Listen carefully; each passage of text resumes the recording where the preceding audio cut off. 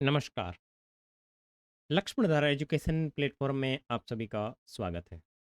प्यारे साथियों, सभी प्रतियोगी परीक्षाओं के लिए इम्पोर्टेंट राजस्थान अध्ययन कक्षा 6 से 12 के संपूर्ण निचोड़ की सीरीज के अंदर अपन लास्ट वीडियो में 5वें और 6ठे अध्याय की बातचीत की थी और आज अपन 7वें अध्याय की बातचीत करेंगे जिसका नाम है जल संसाधन एवं संरक्षण, जो आपकी कक्षा 6 के राजस्थान अध्ययन के अंतर्गत आता है। और इसके अंदर टोटल 10 अध्याय है, तो आज अपन 7वें अध्याय की बातचीत करने वाले हैं। ठीक है, तो चलिए। अगर अब तक आपने पहले के पार्ट नहीं देखे हैं तो लक्ष्मण धारा यूट्यूब चैनल के प्ले लिस्ट में जाकर के आप वहाँ से सारे वीडियोस देख सकते हैं। ओके, 7वां अध्याय है जल संसाधन एवं संरक्षण। देखो, जल की उपलब्धता के कारण ही पृथ्वी पर जीवन संभव है। ठीक है ना, अब जल है तो ही कल है। जल का उपयोग पेयजल, दैनिक घरेलू सिंचाई, दैनिक घरेलू कार्य, सिंचाई, उद्योग आदि कार्यों में किया जाता है। जल के समृद्ध स्रोत जल संसाधन कहलाते हैं। राजस्थान के मुख्य जल स्रोत में झील, नदी, उन पर बने बांध व नहर, तालाब, कुएं व नलकूप आदि है। उसके बाद में अफवाह तंत्र। धरातलीय बनावट और भूगर्भिक संरचना के आधार पर किसी नदी या फिर उसकी सहायक नदियों द्वारा निर्मित जल प्रवाह की विशेष व्यवस्था को अफवाह तंत्र कहा जाता है। ठीक है ना, धरातलीय जल या फिर वो सहायक नदियां होती है उनके द्वारा निर्मित जो विशेष व्यवस्था होती है उसे अफवाह तंत्र या अफवाह प्रणाली कहा जाता है। दो अफवाह क्षेत्रों के मध्य उच्च भूमि जो वर्षा जल को विभिन्न दिशाओं में विभिन्न प्रवाहित करती है उसे जल विभाजक रेखा कहते हैं। जैसे राजस्थान में अरावली, जैसे राजस्थान में अरावली बिल्कुल मध्य में स्थित है, तो यहाँ से नदियाँ निकलेगी वो इस तरफ जाएगी और यहाँ से जो निकलेगी वो इस तरफ जाएगी, तो इसे बोला जाता है जल विभाजक। इसे क्या बोला जाता है? जल विभाजक। ठीक है, और राजस्थान में जल विभाजक का जो कार्य करती है वो है आपका अरावली पर्वत। ऐसी छोटी नदियां जो आगे चलकर किसी बड़ी नदी में मिल जाती है तो उसे सहायक नदी की संज्ञा दी जाती है। ठीक है, अब आगे बढ़ते हैं। राजस्थान का अफवाह तंत्र। राजस्थान के अफवाह तंत्र को 3 भागों में बांटा जाता है। देखो, बंगाल की खाड़ी अफवाह तंत्र, अरब सागर का अफवाह तंत्र और आंतरिक अफवाह तंत्र। फिलहाल आप राजस्थान अध्ययन कला 6 के 7वें अध्याय के अकॉर्डिंग देखिए। जब अपन विस्तृत नोट्स की बात करेंगे तब बहुत अच्छे तरीके से इसको मैप के साथ में देखेंगे। ठीक है, तो राजस्थान के अफवाह तंत्र में सबसे पहले वाला बंगाल की खाड़ी अफवाह तंत्र है। और आपको पता है कि राजस्थान में सबसे अधिक वर्षा जो होती है वो बंगाल की खाड़ी वर्षा, वो शाखा होती है, उससे ही होती है। तो बंगाल की खाड़ी अफवाह तंत्र की बात करूं तो अरावली के पूर्व भाग में बहने वाली बनास, काली सिंध, पार्वती आदि नदियां चंबल में प्रवाहित होकर यमुना नदी में मिल जाती है तथा यमुना नदी गंगा नदी में एवं अंत में गंगा नदी जल बंगाल की खाड़ी में मिल जाता है और इन नदियों को बंगाल की खाड़ी अफवाह तंत्र कहते हैं। तो ये इस तरीके से निकलती है, इस तरीके से निकल करके चंबल में चली जाती है और चंबल जो है आगे यमुना में मिल जाती है और यमुना जो है वो गंगा में मिल जाती है और गंगा इस तरीके से जा करके बंगाल की खाड़ी में मिल जाती है। तो ये हो गया बंगाल की खाड़ी अफवाह तंत्र।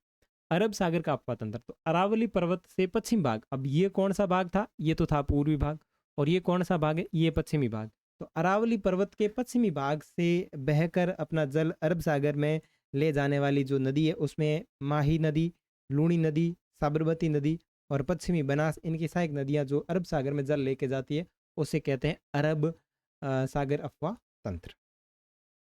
उसके बाद में आंतरिक अफवाह तंत्र। अब कई नदियों ऐडी जगह ना तो बंगाली खाड़ी में जाए ना अरब सागर में जाए, भाई राजस्थान के मोही समाप्त हो जाए, मैं भरे बारिश होए थोड़ी बहुत जावे और बाद में अंत में वो राजस्थान के अंदर ही समाप्त हो जाती है। तो ऐसी नदियों को कहा जाता है आंतरिक प्रवाह तंत्र। ठीक है, ऐसी नदियां जो किसी समुद्र तक ना पहुंचकर स्थल भाग में ही विलुप्त हो जाए या किसी झील में मिल जाए तो उसे आंतरिक या भूमिगत अफवाह तंत्र वाली नदी कहते हैं। राजस्थान में बहने वाली घग्गर, बाण गंगा, कांतली, अब इनके अंदर चीजें याद रखना। घग्गर, बाण गंगा, कांतली, साबी, रूपारेल, मेढा, ये आदि नदियां जो है अफवाह तंत्र का, आंतरिक अफवाह तंत्र का उदाहरण है। अब राजस्थान की कुछ प्रमुख नदियां, जैसे चंबल। इस नदी का उद्गम स्थल मध्य प्रदेश के विंध्याचल पर्वत में, और संबल नदी है वो कैसी है? बंगाल की खाड़ी की है या फिर अरब सागर की है? तो ये आपके बंगाल खाड़ी शाखा है। ठीक है ना, बंगाल खाड़ी अफवाह तंत्र, अफवाह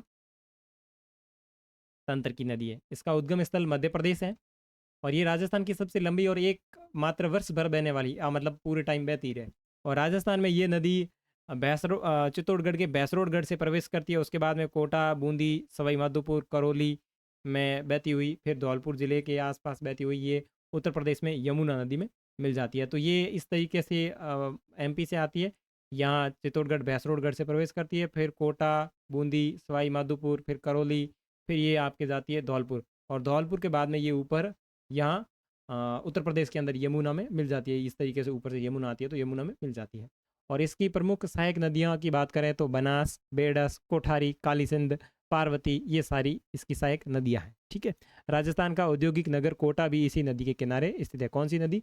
चंबल नदी के किनारे स्थित है। आगे बनास की बात करें, बनास नदी राजसमंद जिले में खमनोर की पहाड़ियों से जन्म लेती है और ये राजसमंद, चित्तौड़गढ़, भीलवाड़ा, टोंक जिलों में बहकर सवाई माधोपुर में रामेश्वर के निकट चंबल नदी में मिल जाती है। तो चंबल में मिल रहा है, इसका मतलब ये है कि ये भी नदी है वो आपके बंगाल की खाड़ी, अरब सागर के अंतर्गत आती है। ठीक है ना। उसके बाद में ये एक प्रकार की मौसमी नदी है। मौसमी के मतलब मे वजह नहीं बे बेगोनी, मे वजह नहीं में पानी होगोनी। उसके बाद में पूर्णतः राजस्थान में बहने वाली ये सबसे लंबी नदी है। देखो, पूर्णतः राजस्थान में बहने वाली की बात करें तो ये सबसे लंबी नदी है, और वर्ष भर बहने वाली सबसे लंबी नदी की बात करें तो चंबल है। ठीक है। और इसकी लंबाई की बात करें तो 480 किलोमीटर है। टोंक व सवाई माधोपुर नगर बनास नदी के किनारे पर बचा हुआ है। और बनास की प्रमुख सहायक नदियों की बात करें तो मेलाल, कोठारी, बेड़स, खारी, ये इसकी प्रमुख सहायक नदी है। उसके बाद में लूणी, लूणी है जो अजमेर ज़िले के गोविंदगढ़ के निकट सरस्वती या सागरमती नामक दो धाराओं से मिलने से इसकी उत्पत्ति होती है। और इसका स्पेशली ऐसे माना जाता है कि ये अजमेर के नागपाड़ से निकलती है, लेकिन अजमेर के नागपाड़ से पहले ये दो धाराओं से निर्मित होती है। ठीक है ना। सरस्वती व सागरमती दो धाराएं हैं, इनसे इसका निर्माण होता है। और उसके बाद में ये अजमेर में बहती है, नागौर में बहती है। ठीक है ना। फिर पाली, जोधपुर, बाड़मेर, जालोर जिलों में बहते हुए ये कच्छ की खाड़ी में जाके मिलती है। और कच्छ की खाड़ी जो है वो आपके अरब सागर की, अरब सागर अफवाह तंत्र के अंतर्गत आता है। ठीक है। और बाड़मेर जिले के बालोतरा तक इस नदी का जल मीठा होता है और उसके बाद में इसका खारा हो जाता है। इसकी सहायक नदियों की बात करें तो जोजरी, बांडी, जवाई, मीठड़ी, खारी, सूकड़ी, सांगी, गुइया, ये इसकी सहायक नदियां हैं। उसके बाद में बात करें माही, और माही जो है मध्य प्रदेश में विंध्याचल पर्वत इसका उद्गम स्थल है। ठीक है। और ये नदी राजस्थान में बांसवाड़ा, प्रतापगढ़ जिले में बहते हुए बाद में खंभात की खाड़ी मिल जाती है। और खंभात की खाड़ी भी आपके अरब सागर वाले अफवाह तंत्र में आती है। इसकी प्रमुख सहायक नदियों की बात करें तो सोम है और जाखम है। और बाणगंगा इस नदी का उद्गम, बाणगंगा इस नदी का उद्गम जयपुर जिले में स्थित अरावली की बैराट पहाड़ी से होता है। और इस नदी का पानी भरतपुर में घना पक्षी, अब दूसरी नंबर पे आपकी बाणगंगा नदी है, इसका उद्गम स्थल है वो जयपुर में होता है। और ये बैराट पहाड़ी से मतलब होता है। और इस नदी का पानी भरतपुर में बना हुआ घना पक्षी जो राष्ट्रीय उद्यान है में नम भूमि का निर्माण करता है, और इसे अर्जुन की गंगा भी कहा जाता है। तो ये जो आपकी बाणगंगा है तो इसका विशेष रूप से ध्यान रखें। ये इसका उद्गम स्थल जयपुर की अंदर अरावली की जो बैराट की पहाड़ी है वहाँ से होता है। और इन नदी को जो पानी है वो भरतपुर में घना पक्षी राष्ट्रीय उद्यान बनी बी में नम भूमि को निर्माण करे। ठीक है ना। और इसे अर्जुन की गंगा भी कहा जाता है। उसके बाद में घग्गर, और घग्गर जो है वो अंत प्रवाही नदी है, यानी आंतरिक अफवाह तंत्र की नदी है। और इसका उद्गम है जो हिमाचल प्रदेश में, हिमाचल प्रदेश हिमालय पर्वत की शिवालिक श्रेणी से होता है। और उत्तरी राजस्थान में ये नदी हनुमानगढ़ में प्रवेश कर श्री गंगानगर में भूमिगत हो जाती है, यानी हनुमानगढ़ में प्रवेश करे और गंगानगर में लगभग लुप्त हो जाए। और इस नदी को प्राचीन सरस्वती नदी का अवशेष का माना जाता है। ठीक है ना। और प्राचीन सरस्वती का अवशेष माना जाता है। और इसी नदी के किनारे जो है बहुत सारी सभ्यता है, जैसे काली बंगान, वो सारी हनुमानगढ़ में पीली बंगा, वो सब। ठीक है ना। और ये रहा आपका नदियों का मैप, जैसे ये इधर लूणी नदी। ठीक है। ये सूकड़ी, बांडी, सांगी, तो ये ज़्यादा क्लियर नहीं है लेकिन फिर भी ये ठीक ठाक आपके मैप है इसके अंदर। आगे देखें, राजस्थान की प्रमुख नदी घाटी परियोजना। तो देखो, नदियों पर बांध बनाने से जल विद्युत उत्पादन, अब नदियों के लाभ हुए अपन है।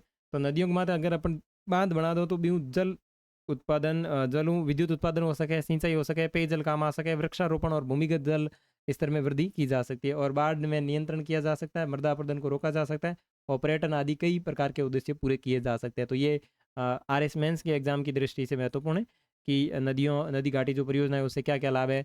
तो विद्युत उत्पादन, सिंचाई, पेयजल, वृक्षारोपण, भूमिगत जल स्तर में वृद्धि, बाढ़ नियंत्रण में नियंत्रण की जा सकती है, मृदा अपरदन को रोका जा सकता है, पर्यटन यानी टूरिज्म की दृष्टि से उसको डेवलप किया जा सकता है। इन्हीं कारणों से इन्हें बहुउद्देशीय परियोजनाएं कहा जाता है। तो आपको पूछा जा सकता है इंटरव्यू में भी कि बहुउद्देशीय परियोजना को आप क्या समझते हैं या बहुउद्देशीय परियोजना से क्या मतलब है, ठीक है ना।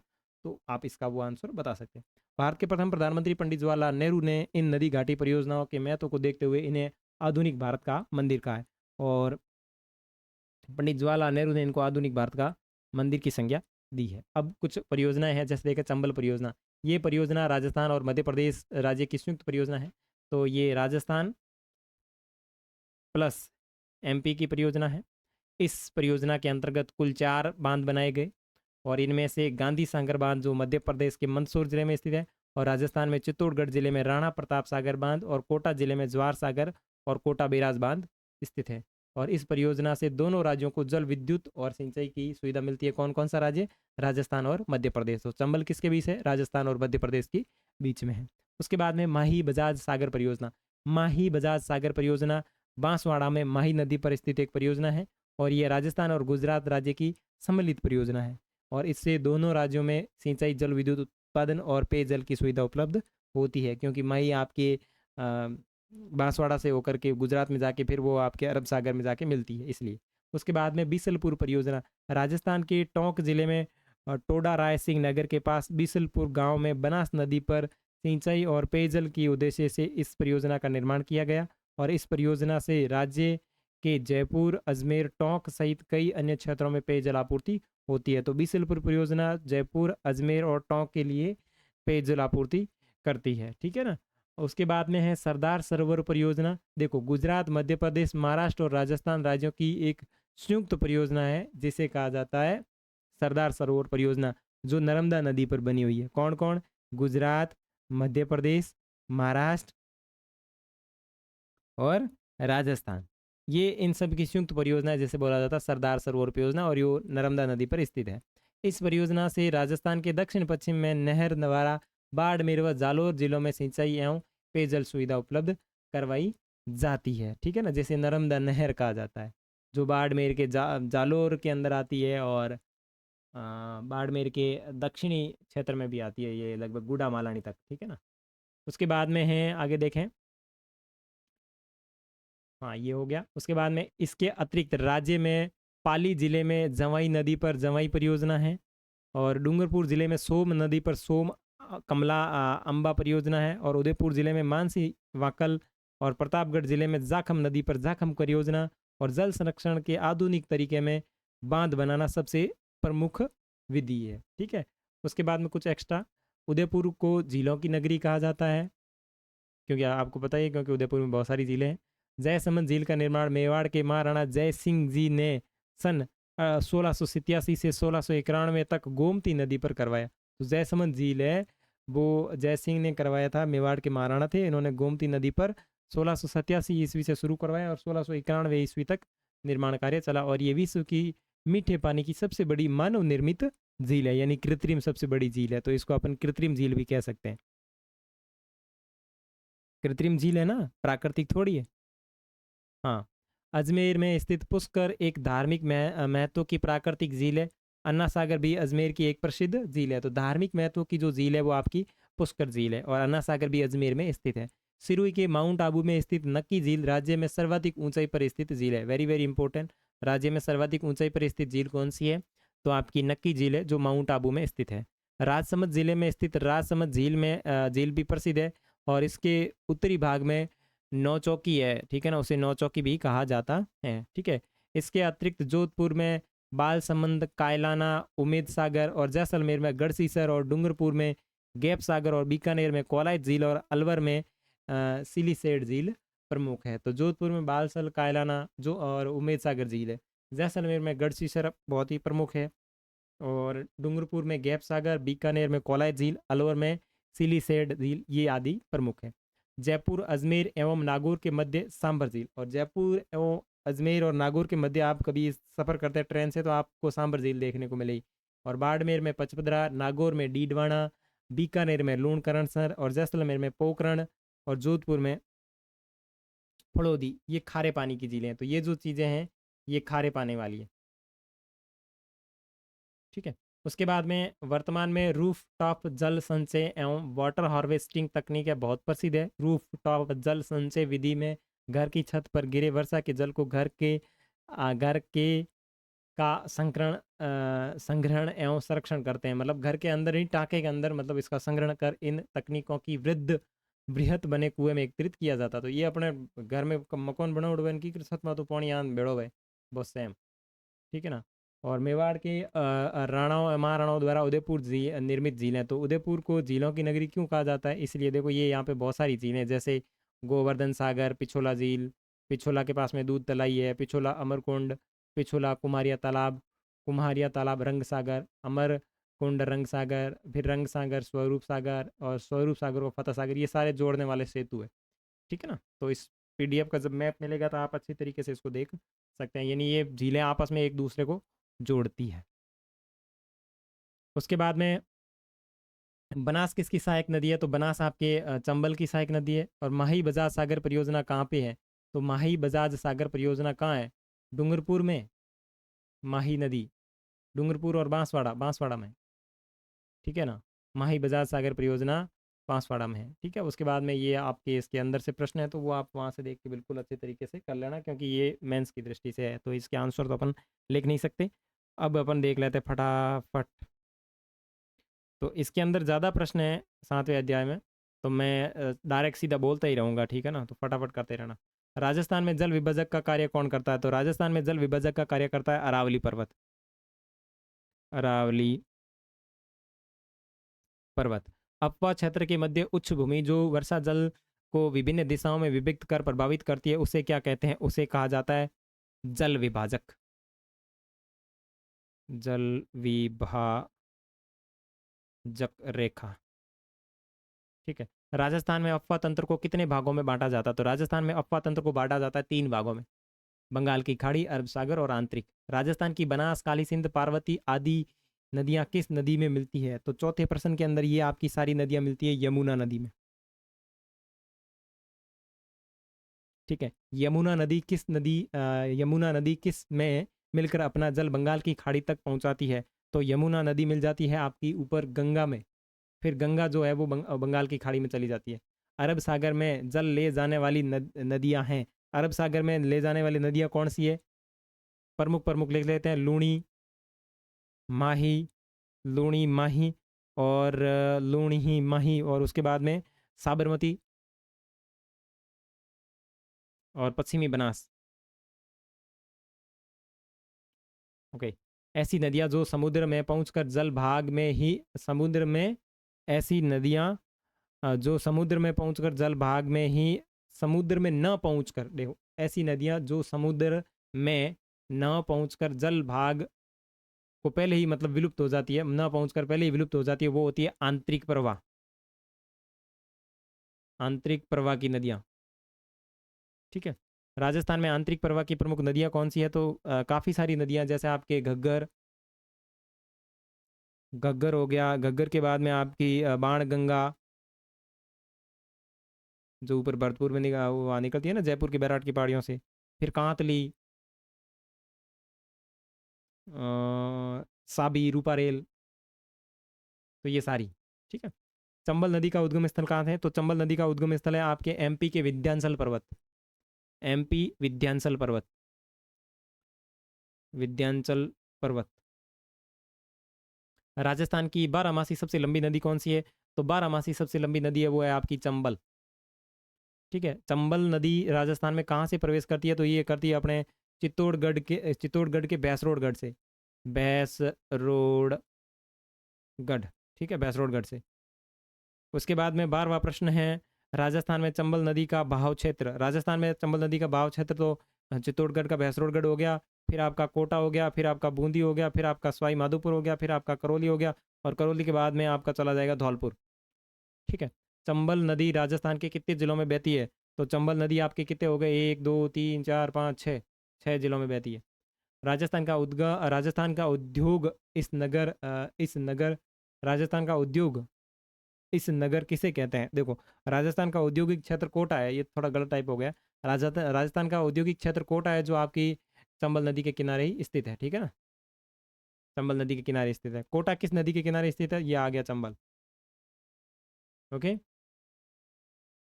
बनास नदी का उद्गम स्थल 16। बनास नदी का उद्गम स्थल है राजसमंद जिले की खेबर की पहाड़ियां। तो आप सीधा राजसमंद ही रखो, राजसमंद, ठीक है। बनास नदी का भाव क्षेत्र देखो 17। बनास नदी का भाव क्षेत्र राजसमंद, राजसमंद के बाद में चित्तौड़गढ़, चित्तौड़गढ़ के बाद में भीलवाड़ा, भीलवाड़ा के बाद में टोंक, और टोंक के बाद में ये सवाई माधोपुर, सवाई माधोपुर के बाद में ये मिल जाती है अपने चंबल के अंदर, ठीक है। बनास नदी चंबल में किस स्थान पर मिलती है? बनास नदी चंबल में आपकी मिलती है सवाई माधोपुर में, सवाई माधोपुर के रामेश्वरम के निकट मिलती है, ठीक है ना। बनास नदी है। अब देखो, बनास नदी जो है वो कैसी है? ये एक प्रकार की मौसमी नदी है, ठीक है। राजस्थान में बहने वाली सबसे लंबी नदी देखो, 20वां राजस्थान में बहने वाली सबसे लंबी नदी की बात करें राजस्थान की, तो ये है बनास। और बनास की लंबाई कितनी है? ये बनास की लंबाई है 480 किलोमीटर, ठीक है। बनास नदी के तट पर स्थित नगर कौन सा है? तो बनास नदी के तट पर स्थित है टोंक और सवाई माधोपुर। बनास की प्रमुख सहायक नदियां कौन सी है? तो बनास की प्रमुख सहायक नदियां हैं आपकी मेनाल, कोठारी, मेनाल, कोठारी और बेड़च खारी, बेड़च और खारी, ठीक है।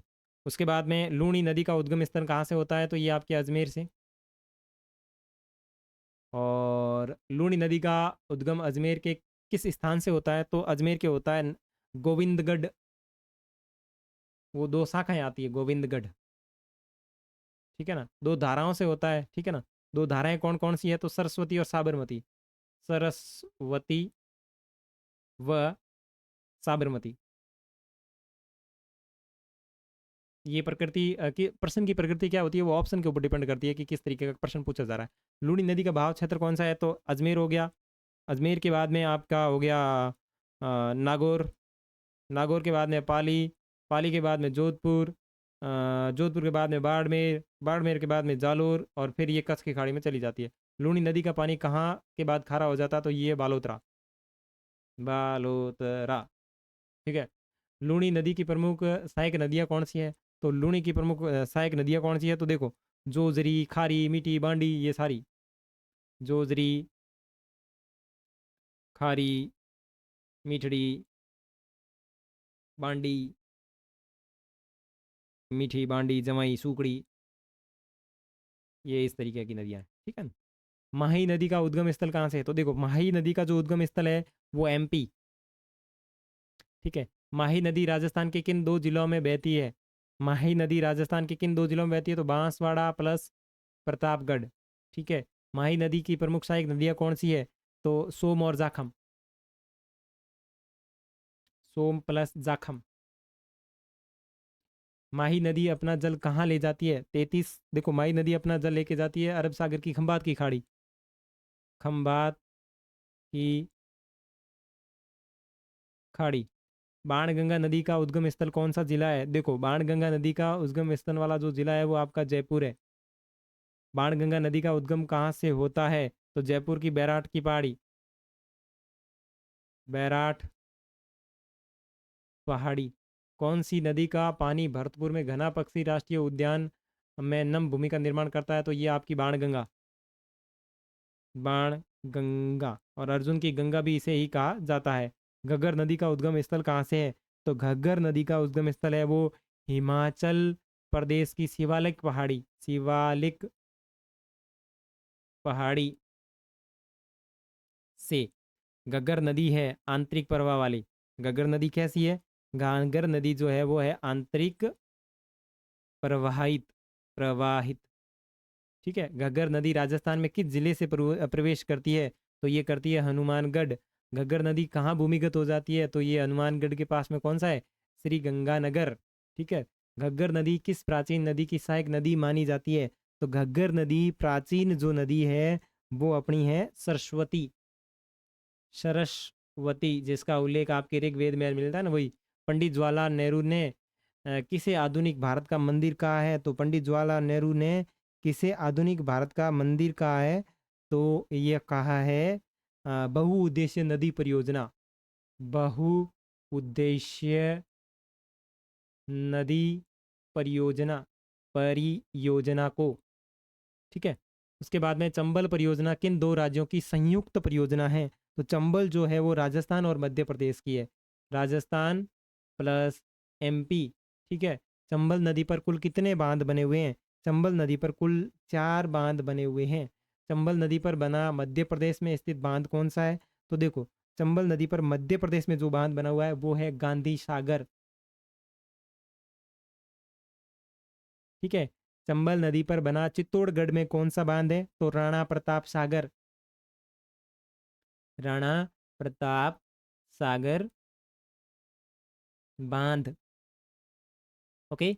उसके बाद में चंबल नदी पर बना कोटा जिले में बना हुआ बांध कौन सा है?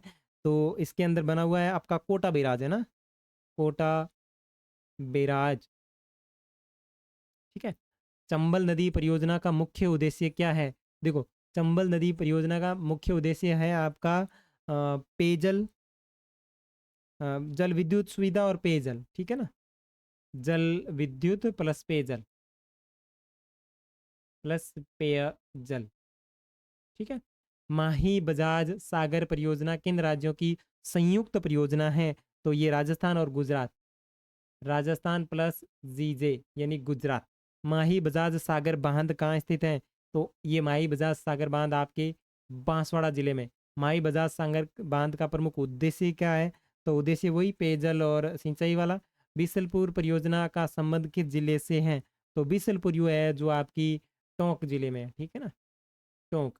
बीसलपुर बांध, बीसलपुर परियोजना का संबंध किस जिले से है? टोंक जिले से है। और उसके बाद में बिसलपुर बांध कहाँ स्थित है? तो ये तो टोंक में ही स्थित हो गया। उसके बाद में बिसलपुर बांध से किन जिलों को पेयजल की आपूर्ति होती है? बिसलपुर बांध से किन जिलों को पेयजल आपूर्ति होती है? जयपुर, अजमेर, टोंक। तो इसमें आपका जयपुर, अजमेर और टोंक। ठीक है। सरदार सरोवर परियोजना किन राज्यों का संयुक्त परियोजना है? तो किन राज्यों का संयुक्त प्रक्रम है? तो आपका ये है गुजरात, राजस्थान, मध्य प्रदेश, गुजरात, राजस्थान, मध्य प्रदेश, गुजरात, राजस्थान, मध्य प्रदेश और महाराष्ट्र, एमएच, महाराष्ट्र। ठीक है। सरदार सरोवर बांध कहाँ पर स्थित है? तो ये गुजरात में स्थित है, नर्मदा नदी पर। गुजरात।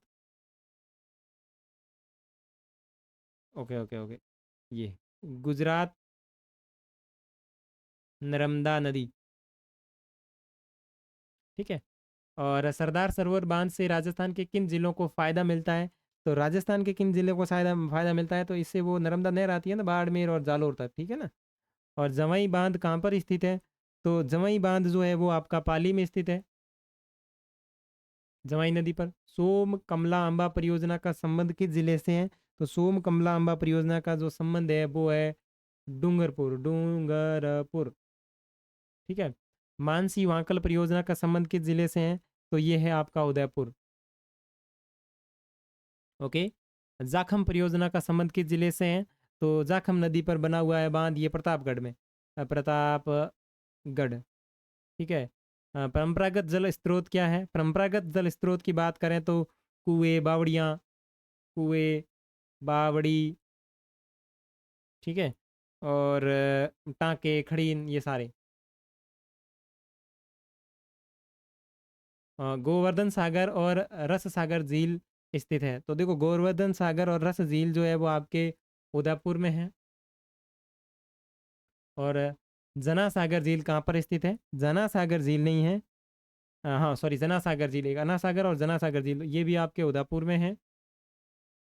गोमती नदी पर बांध बनाकर किस झील का निर्माण किया गया? तो गोमती नदी के ऊपर बांध बना करके जयसमंद झील का निर्माण किया गया, जयसमंद। ठीक। और जयसमंद झील का निर्माण किसने करवाया? तो जयसमंद झील का निर्माण जो करवाया था वो करवाया था आपके जय सिंह ने, जय सिंह। ठीक है। विश्व की सबसे बड़ी विश्व के मीठे पानी की सबसे बड़ी मानव निर्मित झील कौन सी है? तो 68 में आपकी हो जाएगी जय समंद। ठीक है। जोधपुर की प्रमुख झीलें कौन सी है? तो देखो, जोधपुर में झील है एक तो कायलाना और उम्मीद सागर और बाल समंद। तो सबसे पहले बाल समंद, फिर कायलाना, फिर उम्मेद सागर, उम्मेद सागर। ठीक है। जैसलमेर में स्थित झील का नाम क्या है? तो जैसलमेर में जो झील स्थित है उसका नाम है गढ़सीसर, गढ़सीसर। ठीक है। गैप सागर झील राजस्थान के किस जिले में स्थित है? तो गैप सागर झील जो है वो आपरे डूंगरपुर में स्थित है, डूंगरपुर। ठीक है। उसके बाद में कोलायत झील स्थित है। देखो, कोलायत झील है वो आप बीकानेर में स्थित है, बीकानेर। और सिलीसेट झील जो है वो अपने अलवर में। ठीक है, अलवर। और वर्तमान में जल संरक्षण की कौन सी विधि प्रचलित है? तो रूफ टॉप, कई विधि है? रूफ टॉप, रूफ टॉप जल, रूफ टॉप, अरे ये लो, रूफ टॉप जल संचय विधि। ये थे आपके 7वें अध्याय से संबंधित महत्वपूर्ण प्रश्न। मिलेंगे 8वें अध्याय में, तब तक के लिए बाय बाय। चैनल के ऊपर नए हैं तो प्लीज़ इसको सब्सक्राइब जरूर कर लें और प्ले लिस्ट विजिट जरूर करें, क्योंकि वहाँ पे मैंने जितनी भी वीडियो, जितने भी एनसीईआरटी से संबंधित रिकॉर्डेड वीडियो अपलोड किए, उन सब की मैंने अलग अलग पीडीएफ और वो क्या बोलते हैं प्ले लिस्ट बना रखी है, तो प्ले लिस्ट जरूर विजिट करें। ठीक है। नेक्स्ट अपन मिलेंगे 8वें अध्याय आजीविका के प्रमुख क्षेत्र के अंदर।